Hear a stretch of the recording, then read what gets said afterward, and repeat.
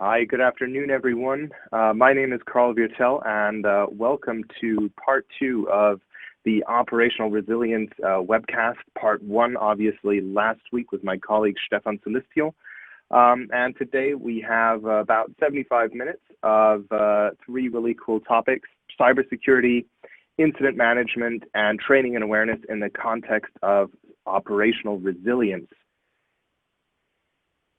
My name is Karl Viertel. I'm the CEO and co-founder of Align, and I've actually worked in the space of cybersecurity management, operational risk management for the past 15 years. Before founding Align, I was a director for Deloitte out of the Australian office, and worked predominantly in IT risk for the banking or larger financial services industry. And today I'm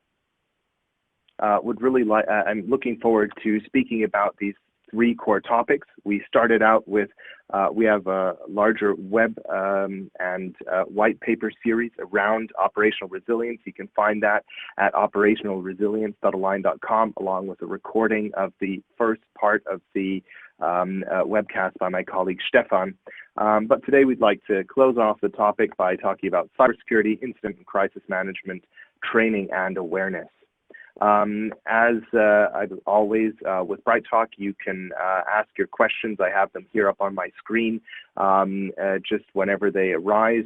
I also look forward to sharing some of our own experiences at Align and dealing with these topics. And because it shouldn't just be a theoretical exercise, I'd also like to show you directly in our software as a service terrible echo repetition on the audio. Just got a feedback from the audience. Sorry about that. My colleague Bailey is just with us in parallel, and she's checking that on her side. She's getting a decent audio quality. Maybe the person who asked the question, it might be on your side. If other people are having that issue, please do let me know.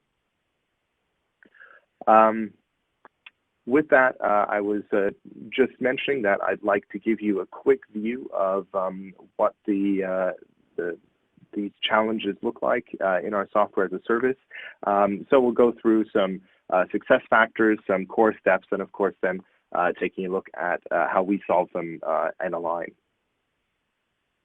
Now, first, we'd like to look at cybersecurity. Now, I think a lot of times when people were working in cybersecurity, especially traditionally, there's a very large focus on technical measures.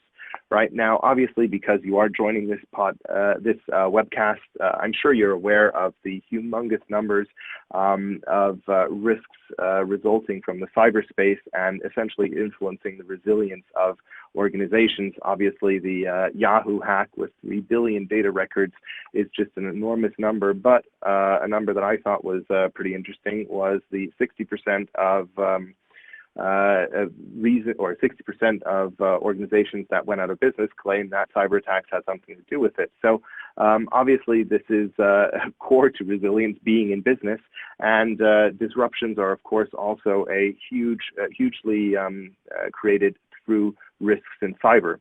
Now, some more numbers also from the FCA. If you look at sort of the root causes of outages, so essentially influences on resilience, cyber attacks are unsurprisingly pretty much at the top.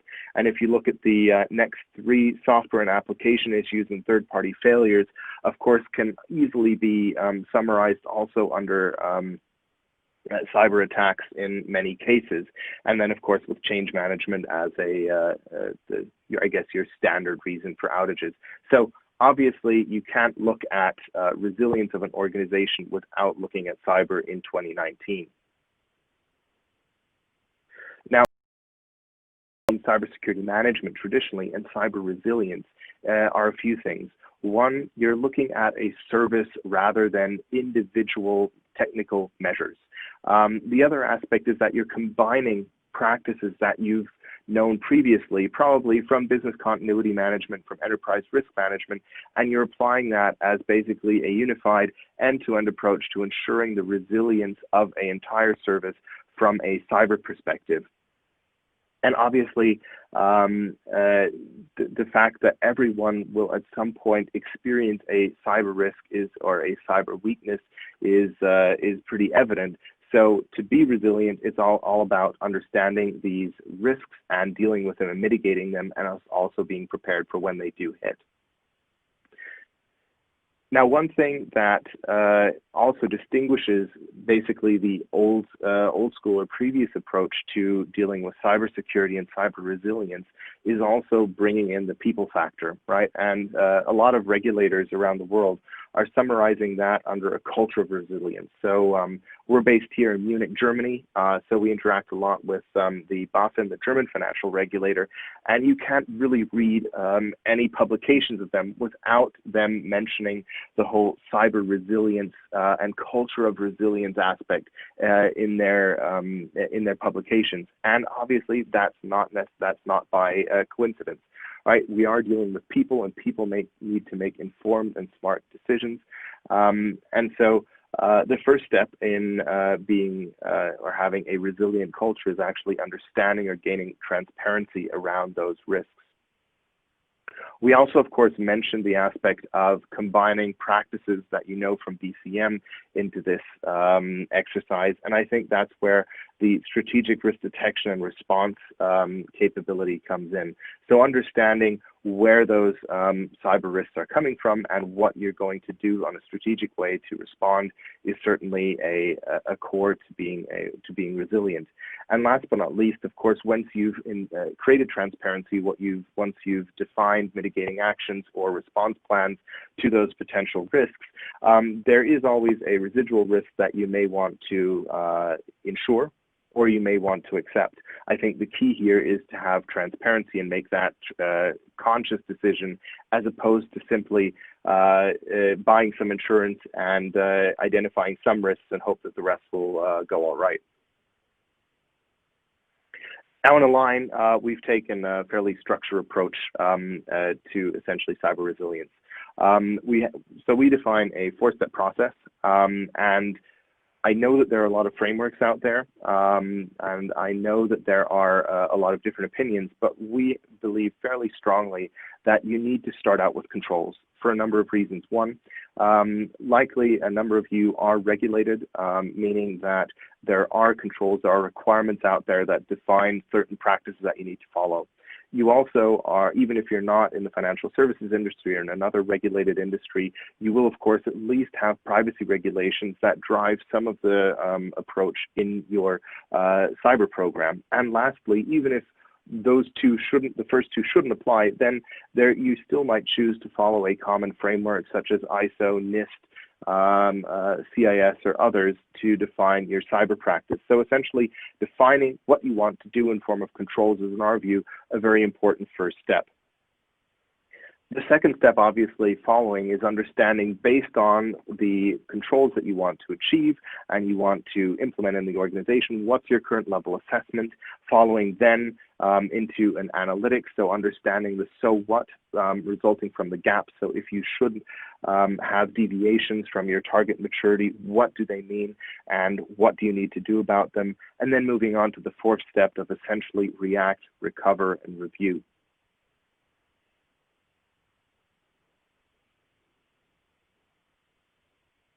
Now, at this time, I'd like to jump in and just show you some key concepts on how we approach this in our platform Align. So I'm just going to switch my screen and jump into the platform. Now, the first step is, obviously, you define your control framework. Now, in Align, we've spent a lot of time in working and defining a control framework that covers standards, laws, regulations from different requirements, different backgrounds, and harmonize them. Now, I'll just jump into one example, which is an Australian framework at the moment. However, you'll see that, for example, defining backup methods is something that obviously the Australian regulator in this case didn't invent, but there are a number of standards, laws, regulations that also have this requirement in common. So addressing them once to fulfill your financial regulator, your privacy, your framework alignment all at one time is, I think, a really core aspect and a success factor in dealing with cybersecurity management. Now, of course, you can take this set of controls that you can select from, and you can run and measure using a self-assessment. Another success factor that I'd like to point out is we don't, or I believe asking yes/no questions or really trivial questions like, please describe your approach to business continuity management, or do you have appropriate access management, will not actually result in really measurable insights into your cyber maturity. And so we've leveraged a CMMI methodology to essentially define the scales of which that you can achieve in maturity in these individual controls. And that allows us also to not paint the entire organization with one brush, but then analyze, and this is essentially the next step that I'd like to show you. Once I've run this assessment, I've gathered my data points, and and the people that I've asked to respond have submitted their answers.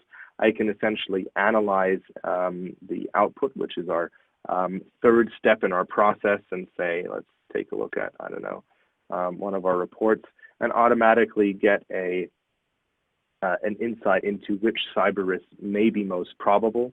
I can drill down and see exactly where the weaknesses contributed to one specific risk. So we basically have built in some key scenarios that may lead to certain cyber risks. And then, of course, understand the context through analysis, either by topic or subtopic, or, of course, by standards, such as drilling down and saying, well, what does this mean? We don't have enough data points in this report for COVID. Maybe we take the NIST cybersecurity framework, and we can see that we've basically defined a certain set of controls, measured the maturity, and then we can, of course, take the individual controls and raise risks based on them and define mitigating actions, mitigating plans. And in a line, essentially, you have a view of your current cyber risk exposure, how your cyber risk will decrease over time as you execute on your plan, and essentially then giving you a view of, all right, in January 2020, I will need to insure essentially in this scenario, roughly £4.5 million risk as tolerable.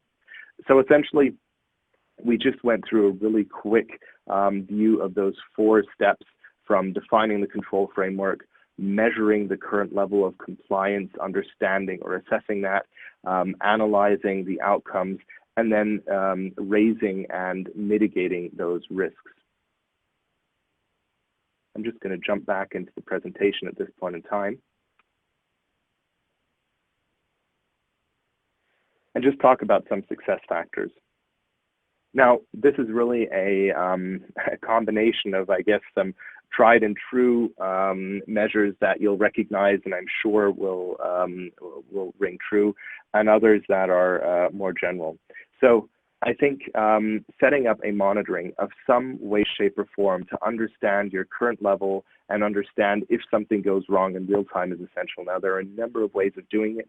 Us personally at Align, we are power users of Slack. We have all of our security relevant services built into some monitoring, and we automatically get notifications on multiple channels. Basically, my watch, my phone, my laptop all explode if services have outages. Obviously, there are lots of solutions out there, but getting that information in an actionable and decisionable way to stakeholders is essential to your cyber resilience. Even in the case of highly resilient cloud services and highly available systems, the requirement of backups still ring true for cyber resilience, right? So all of your ransomware and all the rest of it are essentially all mitigated by a good backup and end-to-end backup system with appropriate recovery point objectives. So this is, the 11th commandment, always make backups, is still true in the era of cloud. Obviously, from a different perspective, the risk or threat scenario is no longer a disk crash or someone losing their laptop, but the output for, or the outcome for resilience is still the same. And another old but true is active software updates. right? So if you look at your entire service and all of the applications that support that service, making sure that you have up-to-date patching and near-time patching across your landscape is still one of the best ways of thinning your threat surface for your cyber resilience. And last but not least, we talked a lot about process and technology, but at the end of the day, there's still people that are the biggest risk to your cyber resilience. So making sure people are clued in, are aware, are resilient in their responses to cyber threats is a core. But we'll get to that obviously in our last point. And that brings us to our second part of today's presentation, which is incident and crisis management. Now, I think the first four parts, apologies, we're more or less dealing with the with preventing incidents or preventing something bad from happening. But we all know there is always the possibility, and it is highly likely in the era of cyber risks, that an incident or a crisis will occur. Now, overall, we distinguish in this case between incident and crisis, right? So we were speaking about risks before, so something may happen. An incident, we have an indicator that something has happened. A crisis, this incident actually has an adverse effect on the availability, on people, on customers, on the services that we provide. So that's sort of the differentiation between risk and then on the other hand, incidents and crises. Now, the key obviously in looking at crisis management and incident management from an operational resilience perspective is to minimize the impact that an incident or a crisis might have on the service availability of your organization. Now we have three core things that we address and have also taken for ourselves. And one is evaluating your risk potential. Again, this is something that you will probably recognize from business impact assessments or from your business continuity management in sort of previous lives. However, I believe something that we really need to get right in the context of operational resilience is an objective view on the actual business criticality of an asset or anything contributing to your service. What I've personally seen is sort of two extreme cases. You're trying to determine business criticality, and on the one hand, you have someone who just can't be bothered and wants you to go away, and so this person might be running a fairly critical service and just says, yeah, no, it's not important, just go away, because there aren't really that many objective and hard facts and criteria by which to evaluate. Or on the other end of the scale, someone who really isn't running that essential service or tool might believe that he or she is in the center of the universe and therefore or exaggerates the importance of the service that they're providing, and then obviously drastically muddies the water for your objective business impact analysis. So in Align, we've actually put quite a bit of thought into how to, on the one hand, make it very objective to define these ratings, but on the other hand also make it easy for people to contribute to that process, because we believe it's very important or it's more important to get more data from people rather than the 100% accuracy of data that are. Lastly, when you have that information, building an action plan and understanding what would you do in case of an adverse effect or an incident is something that is very core. And I'd like to share a little bit of a story from Align ourselves. When we essentially were setting up our internal processes and for managing our software as a service, obviously you don't start with business continuity when you're building a business. And so at one point we said, all right, we're getting our ISO 27000 certification. We should probably make sure and that we have some BCM in place. So we wanted to run a training with a really simple scenario. One of our so we're four founders, and we were very certain, each one of us, that we would all come to the same conclusion or react the same. Now, in reality, what happened was that we had 4 to 5 different options from 4 people as to how we would address it, and drastically different options. And so simply getting together, putting our heads together, and actually discussing it had immense value for our response actions. And the only way to really do that is have those exercises and train and define the actions that you actually want to take and agree with the relevant stakeholders. So I, from personal experience, cannot emphasize enough how important defining and agreeing those action plans are. And then, of course, have clear plans as to how to react, recover, and review if something has gone wrong, or if you're just training and you want to review and improve your reactions to an adverse incident. So essentially, getting objective views on the criticality, having good plans in place, and knowing how to recover is essential. I'd just like to show you one capability that we have, or 2 capabilities in a line that we've addressed this with. I'll just switch back into the application. Now we've built what we call, so we call this functionality a funnel, and it's a really simple self-service little portal. And you can see there are a whole bunch of different services here that have different ratings. This is obviously just a proof of concept, and we just asked 4 questions. However, you can see immediately the evaluation criteria that led in the evaluation to business essential, critical, or non-essential for this individual funnel. So this is basically the management overview. But if I were to go in and actually respond to such a funnel, I can simply go in, select my the object that I want to base it on, and say I want to do this for my credit scoring service, and then simply answer the objective criteria. And this is what I had mentioned with defining really objective, informed, and smart decision on criticality, as opposed to simply asking an opinion. And then, because I haven't configured any workflows to happen in the back, nothing really more happens here. But I can now see my credit scoring here was rated as critical based on the answers that I provided.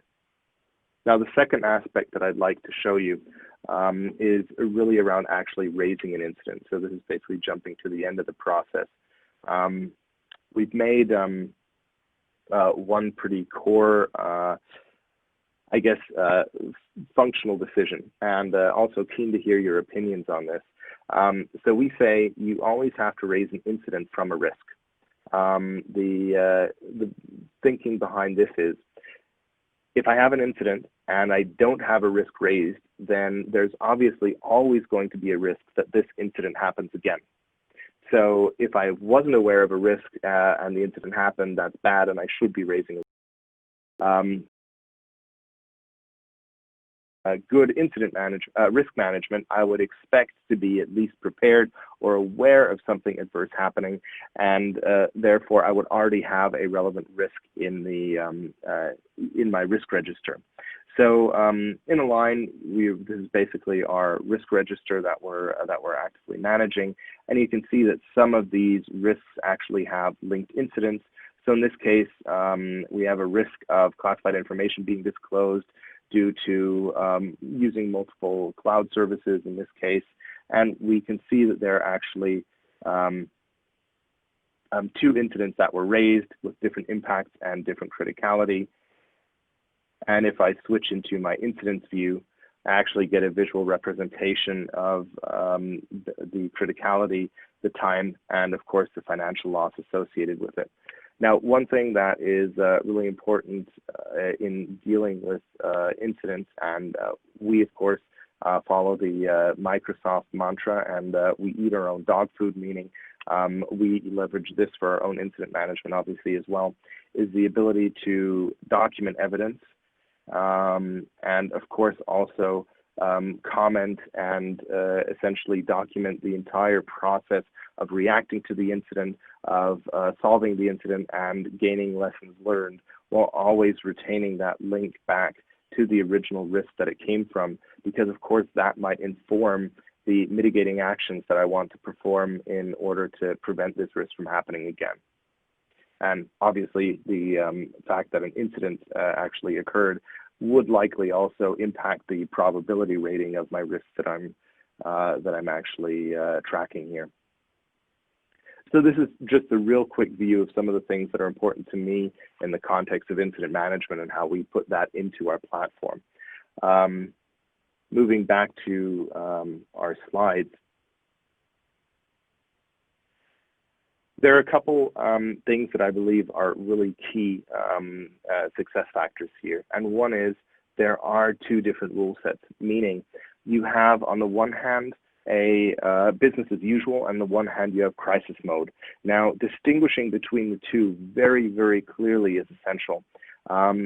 Something that we also learned ourselves in some of these BCM exercises is that it's absolutely crucial that we know when we want to say, or what is the threshold where we say, all right, this is not business as usual where we're dealing with some issues. This is actually a crisis and we need to react based on crisis plans and activate and manage communications accordingly, and let our people know that they need to, that we're in crisis mode. And for example, no communications to customers on specific topics, or no one responding to press inquiries, or making sure that you have the right priorities, such as making sure your people are safe, making sure harm to health and human safety is mitigated, making sure your services are up and running, or you're doing everything to get them back to return to normal mode. But it also, once you've dealt with the incident, also clearly saying the incident mode, the crisis mode is over, we're moving back to business as usual. And that, of course, means leads us or requires a well-managed response plan. Obviously, having the right the right plans in place, the right strategies in place to minimize the disruption is absolutely essential.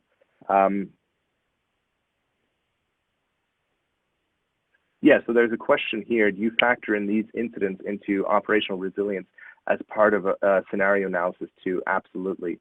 So as basically a precursor to the business impact assessment, we do, or personally in our organization, we go through a scenario analysis. I think the some things that inform our scenario analysis is, of course, looking at the most critical assets and saying, well, what could go wrong along those critical assets?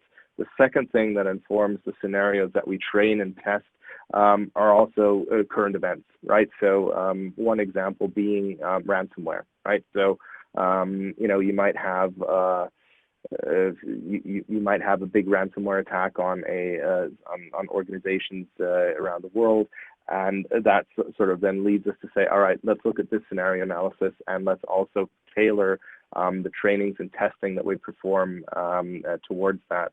And last, of course, if there are any potential incidents. So just to be also very open, we had a situation where a customer thought that someone had gained unauthorized access to his instance of a line. So we clearly said, all right, this is pretty critical for us. We didn't know at that time if it was a breach, and so we went into, we called out a BCM case and dealt with it. It turned out that it was miscommunication, and the platform luckily acted as designed and was secure, but there was essentially a breach in communications between people at the customer site. But of course, that then led us to add that scenario and analyze that scenario in further BCM planning to say, well, how do we deal with provisioning requests and access reviews, and go into a little bit more depth there. So I think those three core aspects, so critical assets, current threats or current hot topics, as well as any incidents or challenges that may have happened within the organizations, are really what inform our scenario analyses. I hope that answered your question. I'll just mark these as answers. Good. The education is is a key thing. I'd mentioned that, or I'd sort of shared that war story earlier, that we sort of went into our first BCM exercise expecting agreement and got 5 opinions from 4 people. And at the same time, that can happen when your organization grows larger as well. So we're reasonably small. We operate in 4 sites for around between 30 and 40 people. But most of our services can be viewed from one single aspect. Now, obviously, there are larger organizations where you might have different stakeholders, where a service has different criticality based on the context in that business department or that part of the organization. And so there's a continuous deliberation to either aggregate and have obviously a more manageable and simple strategy definition for responses to adverse or incidents, versus tailoring them more to the individual parts of the organization to make them more specific. I unfortunately don't have the silver bullet or the perfect answer for you here, but I think simply being aware of that being a success factor is something really important. Think of a plan that, you know, it's everything is going down. You're in crisis mode, and your plan just says gives you a vague statement versus you're in crisis mode and you have a massive binder full of detail that you can actually action. Both are not ideal, and finding the appropriate solution. There's no one size fits all, but certainly something you need to consider. And last but not least, I love Excel. As I mentioned before, I used to work as a risk consultant, and a consultant always loves his Excel, and I've built many a sheet that I am incredibly proud of. However, Excel reaches limitations when there are multiple people, multiple parties that need to rely on the accuracy, availability, and performance of information. And that's where Excel, I believe, very quickly runs into some difficulties, and especially in incident management and in crisis response.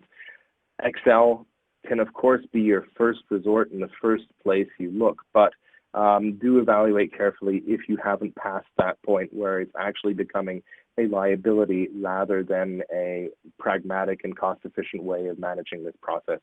Again, there's no one-size-fits-all here, and you might be doing absolutely marvelously with Excel, but just be aware at some point in the maturity or the size of your organization, you might actually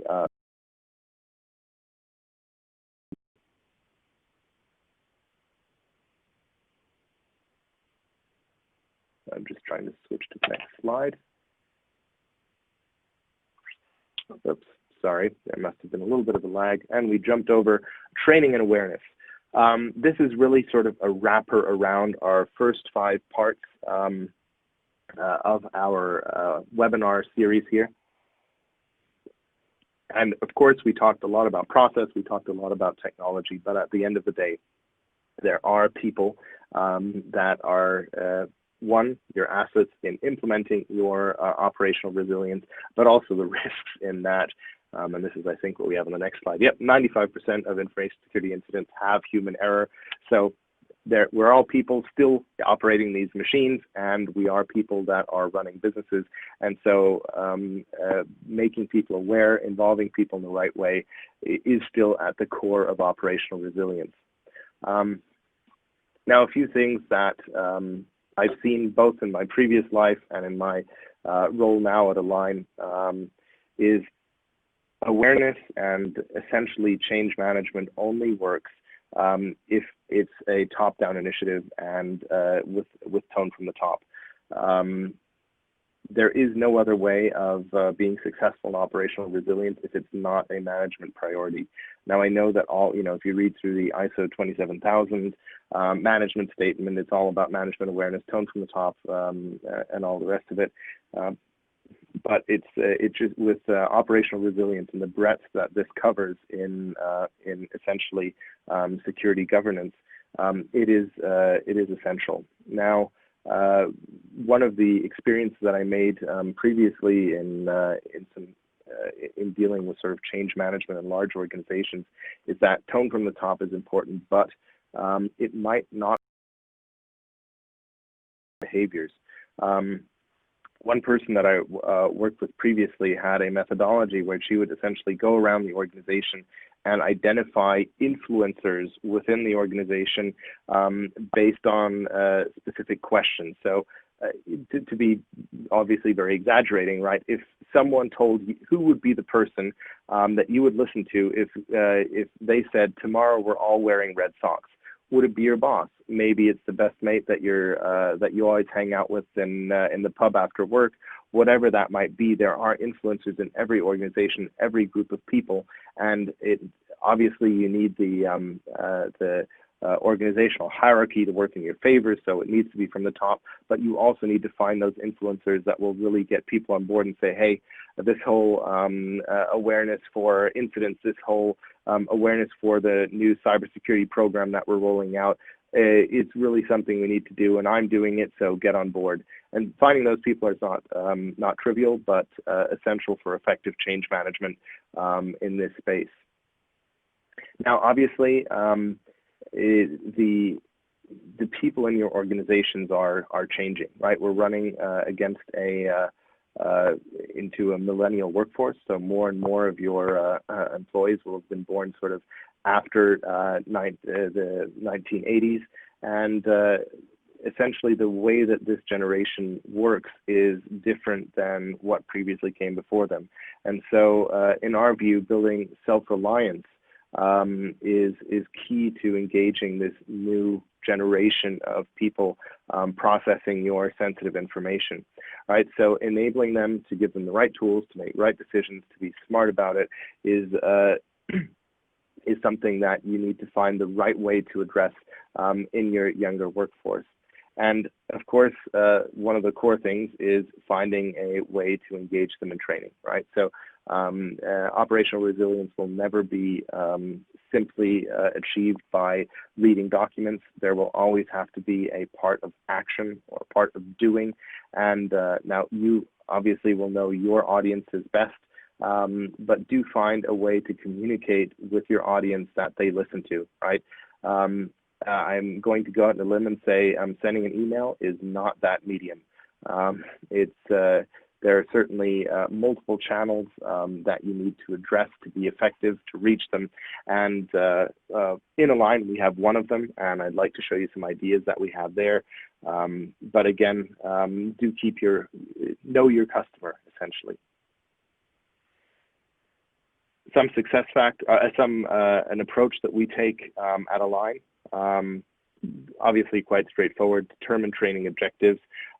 It seems like a very simple objective to write down. In practice, this can actually be a little bit more detailed.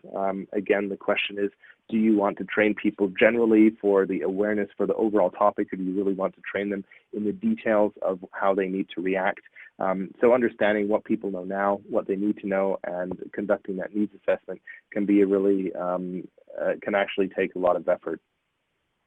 Conducting the training, as we spoke of before, I think there are many ways of doing it. There are, CBTs, there's sessions, there's, some people have these sort of guerrilla marketing things happening in their organizations where they, I was at one insurance company here in Germany where they graffitied the core message in the entrance hall of their insurance to make a point, and then everyone could join in and graffiti. And I'm not saying that that's the way to go, but I do believe that is certainly an area where you can be creative and can get people involved beyond maybe sort of the trivial sign up for a CBT, do a short test, and click submit, and then get on with your life.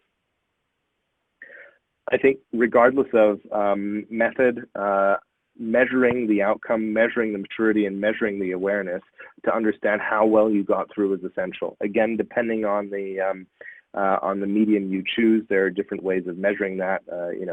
Everything from a hand count to detailed analytics of an online system. I think the core is you really need to measure. It can't be a tick the box exercise, or else you're just wasting time and resources And then, of course, it can't be a one-off thing. It needs to go into the regular curriculum or the regular retraining and retesting process. Now, obviously, I can't show you everything we do in this space, but I would like to just give you a few, I don't know, some food for thought. We're going to switch back to the application, and we've built a capability that we call campaigns. So it's essentially a really easy way of, as the name might lead to, define a campaign to get a number of people within the organization to do a certain workflow in the application, very abstract. For example, or a more practical example might be raising awareness for a certain set of rules, or in this case, controls. So here I've actually configured a campaign. We'll take a look at it. We can see that a team, the corporate team, and 2 individuals have been asked to read and confirm a control set, so essentially a set of rules within the platform. We can really easily track the participants, who's open, who's completed, and see exactly the progress of this individual measure. So this is basically the measure aspect of the training success. And then I'd like to show you the sort of the other side of it, which is the people side of it, and raising awareness for it. Now, the classic way, if you have a new piece of content that you want to make available and raise awareness for, in the sending out a PDF or sending out a link to the intranet, and then asking people to read through and then confirming in some way, shape, or form. Now, in our view, that's not how people consume information today. People like to be location independent. They want to do it on any device that they can get their hands on. And so what we've done is to stick with our example that we had before, our Australian regulator content. We can simply go and review this content. We have different ways of displaying it. So this might be more of a read view that allows us to consume the information. You can do this on your phone, on your iPad, wherever you might be. And if you were part of this campaign that we just viewed in the previous screen, then instead of sending back an email or going in and clicking on some submit button, you can simply react the same way you would react on Facebook, on LinkedIn, on whatever, and mark that you've read using these reactions. So obviously, we're not doing anything drastically different from a compliance and audit trail perspective, right? We're still tracking all of the interaction, who's read it, who hasn't read it, when the confirmation happened. But the interaction with the content is really intuitive and natural, and the way that people would do it on the on the subway on the way home when they're browsing through their Instagram feed. Now, I'm not saying this is the only way you can do it, but I would implore you to consider your audience, consider how people consume information. If you want them to consume something that they're obviously not going to be excited about, right? No one gets out of bed looking forward to reading your new policy on bring your own device. But if you, but at least reduce the transaction costs, reduce the effort that people have in engaging with this area that's important to you, by using a tool that makes it just all that easier for them.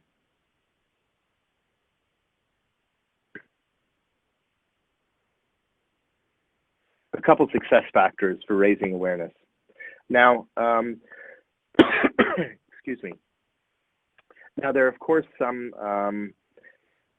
examples that I've seen where an awareness program for a resilience or a cyber project seemed very disjointed and sort of out of the blue.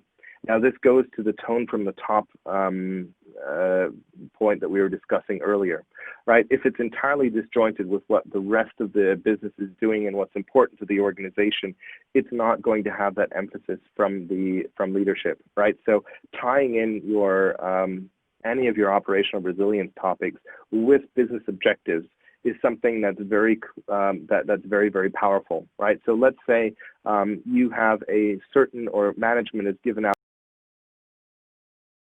build, I don't know, 500,000 Tesla Model 3s in Q4 2019 or whatever, then obviously a way of doing that is saying, well, and any interruption to our business and any damage to our brand will be massively detrimental to us reaching that that objective, and therefore we believe this is really important for you to know, right? So that obviously you sort of piggyback off a business objective, but at the same time raise your awareness for that.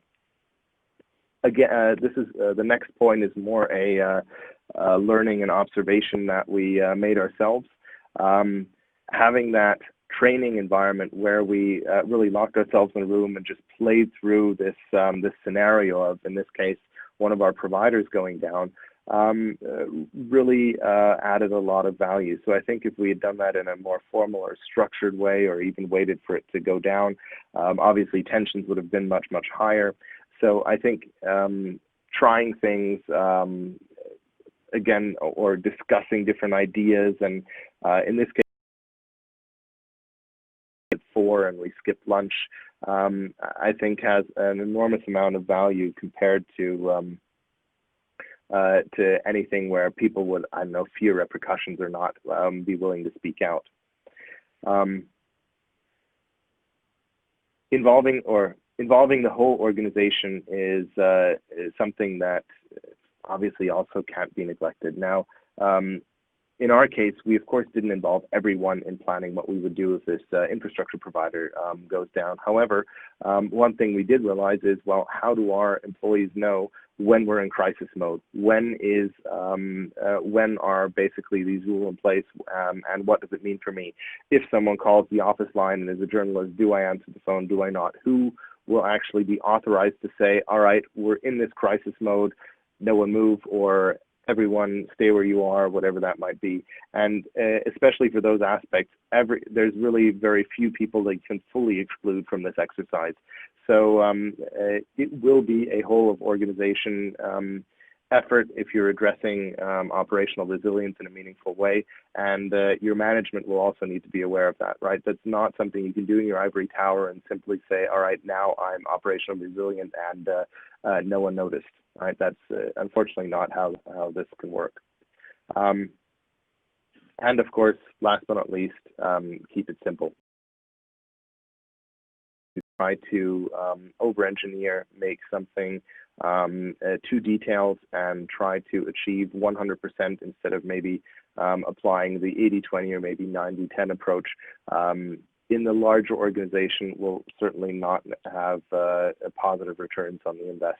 So I think simple messaging, getting people aware for the core aspects and enabling them to find the details when they need it is quite essential. Now we've gone through our 3 core use cases. We spoke about our cyber resilience and cyber risk management initially. We took a look at some incident and crisis management success factors, how we implement those in a line, and last but not least talked about awareness and training. I'd be very, I think we were pretty quick. I'd be very happy for any questions. You can type them on the right, and I'll get to answering them as soon as possible. Also aware that there might be a little bit of a lag between the audio and your questions coming up, so I'll just wait a little bit for any questions that you might have.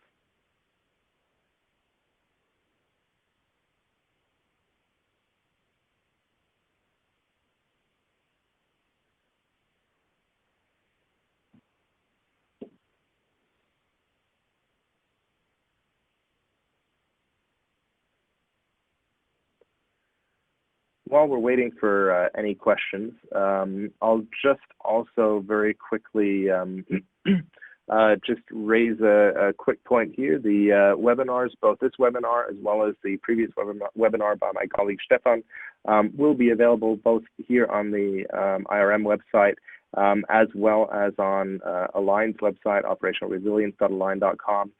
We have 6 white papers, so 1 for each topic. I think Bailey was going to put the training and awareness white paper up later today, so stay tuned.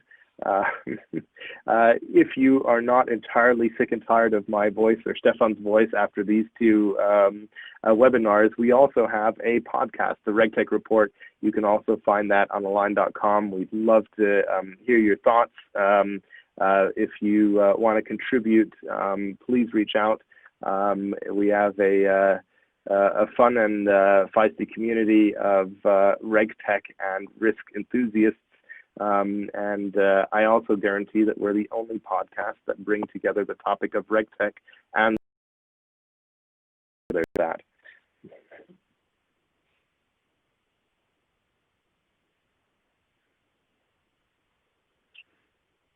Cool. Well, I haven't gotten any more questions from the audience apart from the ones that we answered during the session. Please feel free to reach out to myself or Stefan, karl.viertel@align.com, or just Google Align. You'll find me on the website. I'm more than happy to answer any questions, share any war stories, share any insights, give you a slightly more in-depth view of how we address these aspects in our platform, how we go about them. If you're looking to share any ideas, we're also more than happy to engage with you. Just reach out. Here we've got the link to the RegTech Report podcast, our website, our library, and of course, reach out if you want to check out more on the platform. With that, thank you all very much for dialing in. It's okay, one more question. All right, how can cyber resilience be included in the organization's business continuity plan? Excellent question. So two core aspects, I'd say. First, I'd say one of the core, the first core aspect would be include the assets in your business impact analysis, right? So instead of saying just going, doing the classic asset classes such as building servers, operation systems, maybe also think of actual services, processes, or data records, right? Cyber or the cyber threat surface is very different today than it used to be. Think of previously you might have built, bigger walls, higher walls around your data center. Today, you want stronger encryption, better access control, and tighter shared responsibilities around your cloud services. All right, so I think it's a different view on business impact analysis. Then lastly, of course, or the second core aspect would also be your strategies, right? Actually a really interesting insight for us, right? So we're as you saw, we're a risk compliance and governance platform, and traditionally you would think of availability, uptime is the key thing that means resilience for you. We actually realized that if we did hot failover to a second region, we might have customers that might lose 10, 15 minutes or an hours of transactions when we fail over to a second parallel mirrored database. And so we said, actually, for our service, data integrity needs to be the core priority. Availability isn't as core, right? If I tell our customers, I'm sorry, yesterday our platform was down for an hour, they'd grumble and say, oh, don't let it happen again. If I tell them, sorry, our platform was up the entire time, but I can't tell you if you lost any data in the time between 2 and 3 p.m., that would be much, much more drastic. So I think considering the continuity strategies as part of based on cyber threats is a core aspect to integrating cyber resilience in the business continuity plan.